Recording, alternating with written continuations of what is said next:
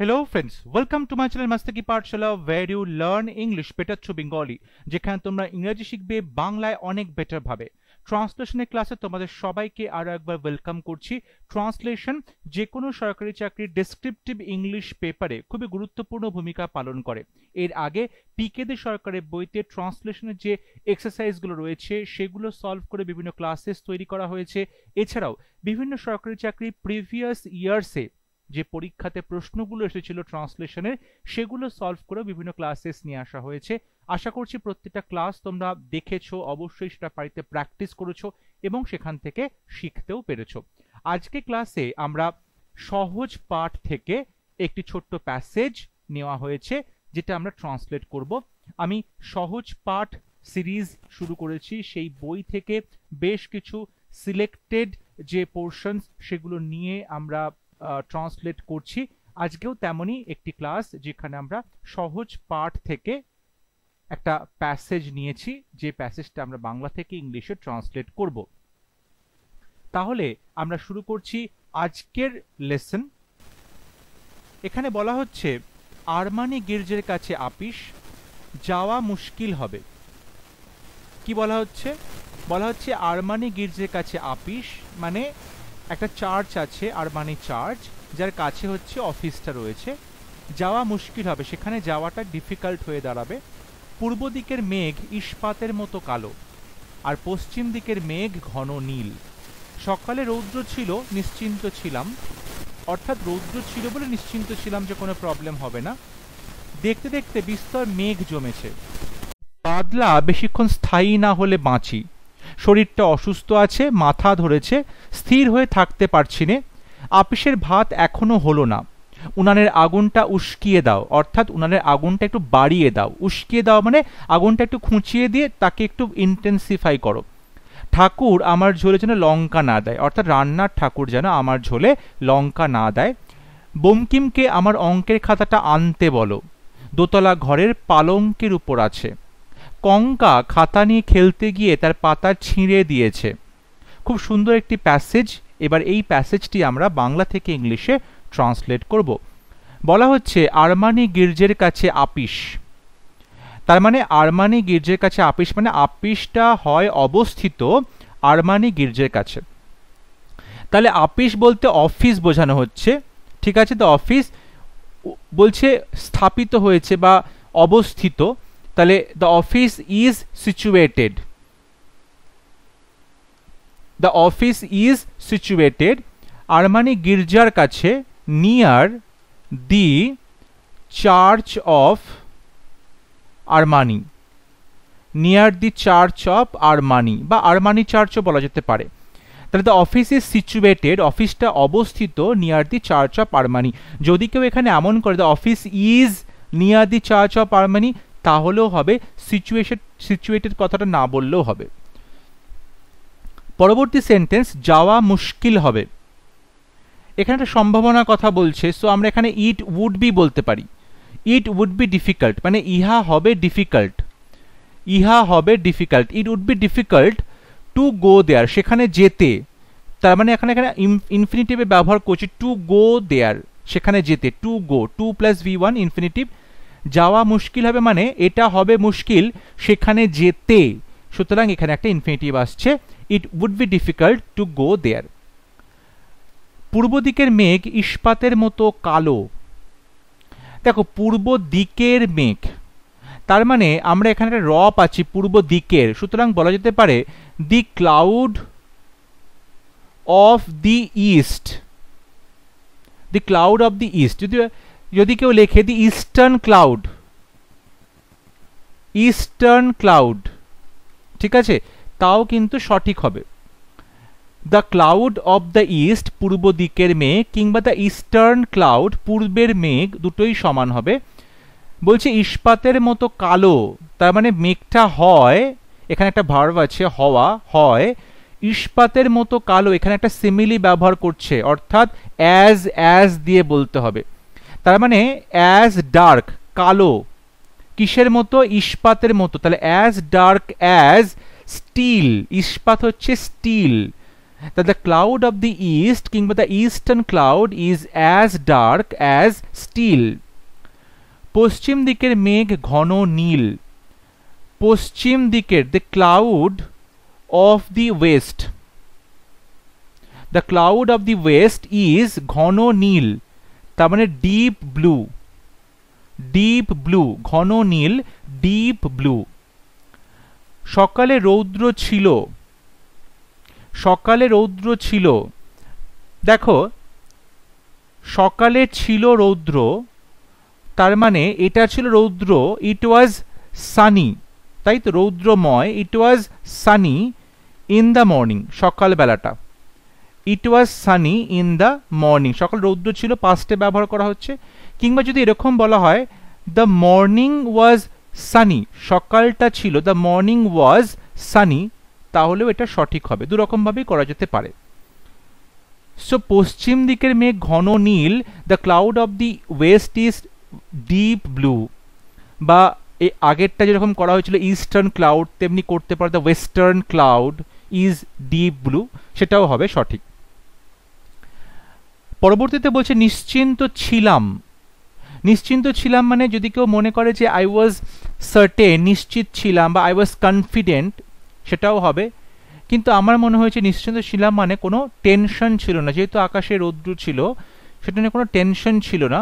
So I was free from, I was free from tension, I was free from tension, আমি tension মুক্ত ছিলাম। ঠিক আছে। দেখতে দেখতে বিস্তর মেঘ জমেছে, খুব ইম্পর্টেন্ট সেন্টেন্স। বলছে বিস্তর মেঘ জমেছে দেখতে দেখতে। এই যে রেপিটেটিভ ওয়ার্ডস, একই শব্দ বারবার আসছে, এইটা আমরা অন্যরকমভাবে ট্রান্সলেট করবো, সেটা পরে আসছি। বিস্তর মেঘ জমেছে, তাহলে বলতে পারো যে এখানে আমরা ইন্ট্রোডিউস করছি মেঘটাকে, সুতরাং আমরা দেয়ার দিয়ে বলতে পারি, সেন্টেন্সটা শুরু করতে পারি দেয়ার ইজ বিস্তর মেঘ। বিস্তর মানে অনেকটা বেশি, এখানে একটা এক্সটেন্সিভ কথাটা ব্যবহার করতে পারি। জমা ইংরেজি হচ্ছে অ্যাকিউমুলেট করা, তাহলে বলতে পারি there is an extensive, extensive accumulation. তাহলে অ্যাকিউমুলেশনটা হচ্ছে নাউন, জমা, আর অ্যাডজেক্টিভ হচ্ছে বিস্তর মানে এক্সটেন্সিভ। কিসের জমেছে? মেঘ জমেছে, তাহলে accumulation of clouds. Okay, so there is an extensive accumulation of clouds দেখতে দেখতে, মানে চোখের নিমেষে, চোখের নিমেষে। So in no time, in no time, চোখের নিমেষে, তাকে আমরা বলছি দেখতে দেখতে। So there is an extensive accumulation of clouds in no time. বাদলা বেশিক্ষণ স্থায়ী না হলে বাঁচি। বাদলা মানে বৃষ্টিটা যদি বেশিক্ষণ না হয় তাহলে আমি বাঁচি, মানে কি আমার স্বস্তির নিঃশ্বাস ফেলবো, একটা আমার কাছে স্বস্তি যে এতক্ষণ বৃষ্টিটা হলো না। তাহলে এখানে কিন্তু আমরা একটা কন্ডিশনাল সেন্স দেখতে পাচ্ছি, যদি বাদলাটা বেশিক্ষণ স্থায়ী না হয় তাহলে আমি বাঁচবো, মানে আমি স্বস্তি পাবো। সো আমার স্বস্তি হবে, এখানে আমরা মেন ক্লজটা আগে বলতে পারি it will be a relief, it will be a relief, আমার ক্ষেত্রে এটা খুব স্বস্তির হবে, it will be a relief যদি, ইফ।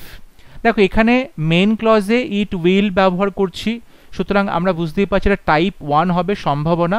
যদি বৃষ্টিটা না হয় বেশিক্ষণ তাহলে আমার শান্তি হবে, এটা কিন্তু কন্ডিশনাল টাইপ 1। সুতরাং এক্ষেত্রে মেন ক্লজটা আমরা ফিউচার টেন্সে লিখেছি, আর এখানে যেটা রয়েছে তোমার সাব ক্লজ, সেখানে কিন্তু আমরা সিম্পল প্রেজেন্ট টেন্সে লিখব, কন্ডিশনাল টাইপ 1। সো ইফ বৃষ্টি বেশিক্ষণ স্থায়ী না হয়, ইফ দ্য রেইন, এখানে আমরা নেগেটিভ সেন্টেন্স করছি সিম্পল প্রেজেন্ট টেন্সে, সো ডাজ নট হবে। If the rain does not linger, বেশিক্ষণ ধরে স্থায়ী করা, লিঙ্গার, বা কন্টিনিউ করা, চলতে থাকা, কিংবা লাস্ট বলতে পারো, কন্টিনিউ করা, বেশিক্ষণ, for long, for long. So it will be a relief, আমার একটা স্বস্তি হবে, if the rain does not linger, কিংবা কন্টিনিউ, কিংবা লাস্ট, ফর লং।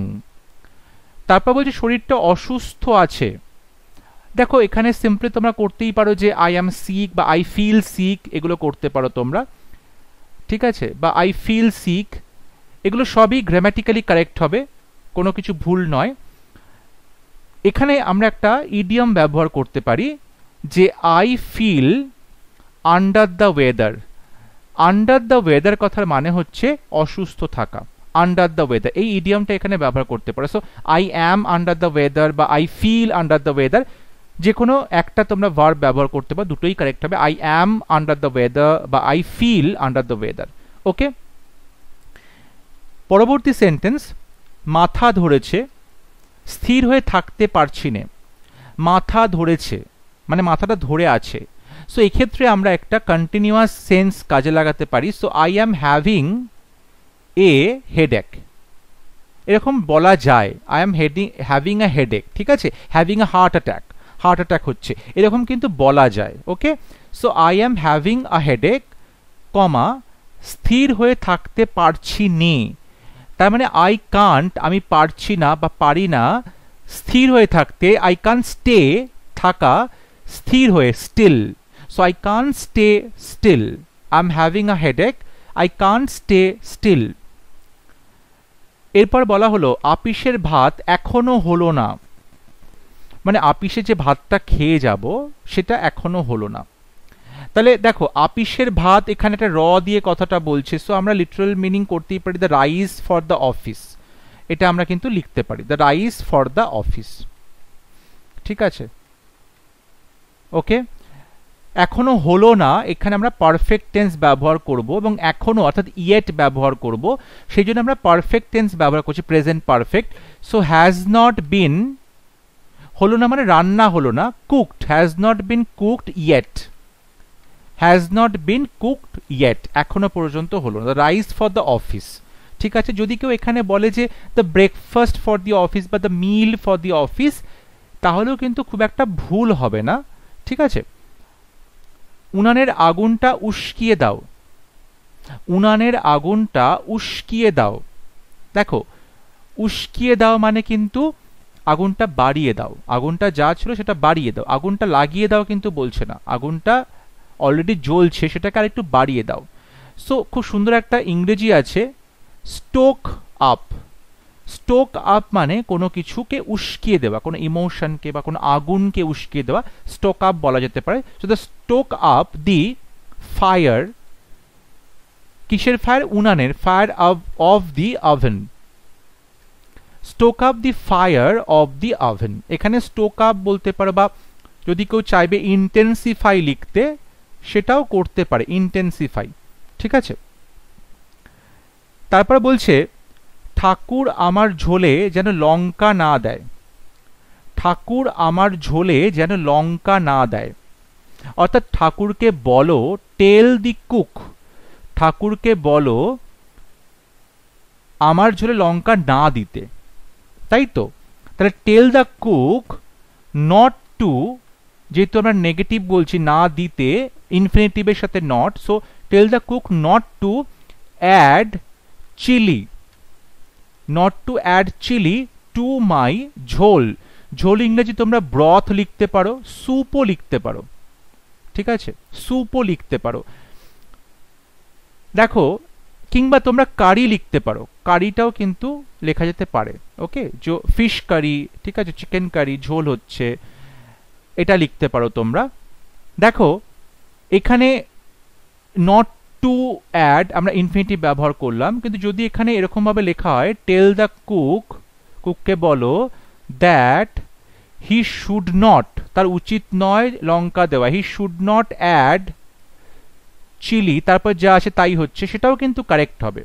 এই যে ঝোলে যেন লঙ্কা না দেয়, তার মানে তার দেওয়া উচিত নয়। So tell the cook that he should not add chilli to my broth, কিংবা tell the cook not to add chilli to my broth. বঙ্কিমকে আমার অঙ্কের খাতাটা আনতে বলো, কাউকে কোনো কিছু আনতে বলা, ঠিক আছে, এখানে তোমরা বলতে পারো বঙ্কিমকে বলো, সো টেল বঙ্কিম নিয়ে আসতে, টু ব্রিং, কিংবা ফেচ, কোনো কিছু বয়ে নিয়ে আসা, ফেচ করা। So tell Bankim to bring কিংবা ফেচ আমার অঙ্কের খাতা, মাই ম্যাথ, এখানে তোমরা অনেকে এক্সারসাইজ বুক লিখতে পারো, নোটবুক লিখতে পারো, কিন্তু খাতাকে খাতা বলা যায়, এটা অক্সফোর্ড ডিকশনারিতেই স্বীকৃত। সো মাই ম্যাথ খাতা, টেল বঙ্কিম টু ব্রিং কিংবা ফেচ মাই ম্যাথ খাতা। দোতলা ঘরের পালঙ্কের উপর আছে, মানে এটা পড়ে আছে, তাহলে ইট ইজ লাইং, এখানে একটা কন্টিনিউয়াস সেন্স আছে। ইট ইজ লাইং, এটা পড়ে আছে, রাখা আছে। অন দি, কিসের ওপর? পালঙ্কের ওপর। এই যে পালঙ্ক ইংরেজিটা একটু ক্রিটিক্যাল, ভালো করে দেখো। পালঙ্ক ইংরেজিটা কি? আসলে পালঙ্ক হচ্ছে বড় বড় খাট যেগুলোতে খুব সুন্দর নকশা করা রয়েছে, ডিজাইন করা রয়েছে, তাই তো? সো আমরা এখানে এরকম ভাবেই লিখতে পারি যে ইন্ট্রিকেটলি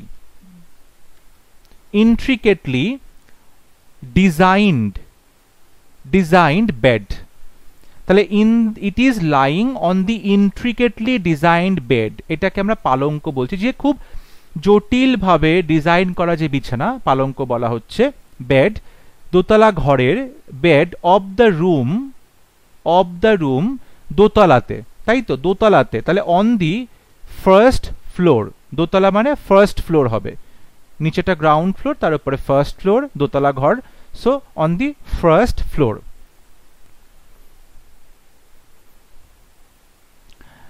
তারপর বলছে কঙ্কা খাতা নিয়ে খেলতে গিয়ে তার পাতা ছিঁড়ে দিয়েছে। কঙ্কা নামের কেউ একজন ছিঁড়ে দিয়েছে, এটা প্রেজেন্ট পারফেক্ট টেন্সে হবে।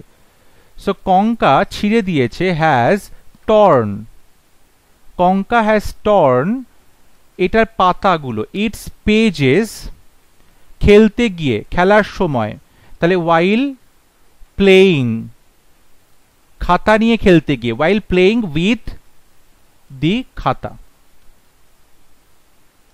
So Kanka has torn its pages, কঙ্কার পাতাগুলো ছিঁড়ে দিয়েছে, ওয়াইল প্লেয়িং উইথ দি খাতা, খাতা নিয়ে খেলতে গিয়ে। তাহলে এইভাবে কিন্তু আমরা প্রত্যেকটা সেন্টেন্সকে ধরে ধরে বাংলা থেকে ইংলিশে ট্রান্সলেট করতে পারি, এবং আশা করব তোমরা অবশ্যই এখান থেকে ট্রান্সলেশনটা খুব ভালো করে শিখতে পারছো, যেটা তোমাদের পরীক্ষায় অনেক হেল্প করবে ভালো নাম্বার পেতে। যদি ভিডিওটি ভালো লাগে, ভিডিওটি লাইক করবে, শেয়ার করবে, এবং আমার চ্যানেলটি সাবস্ক্রাইব করতে ভুলবে না। পরবর্তী লেসনে খুব শীঘ্র দেখা হবে, ততক্ষণ সবাই ভালো থাকবে, সুস্থ থাকবে। Thank you.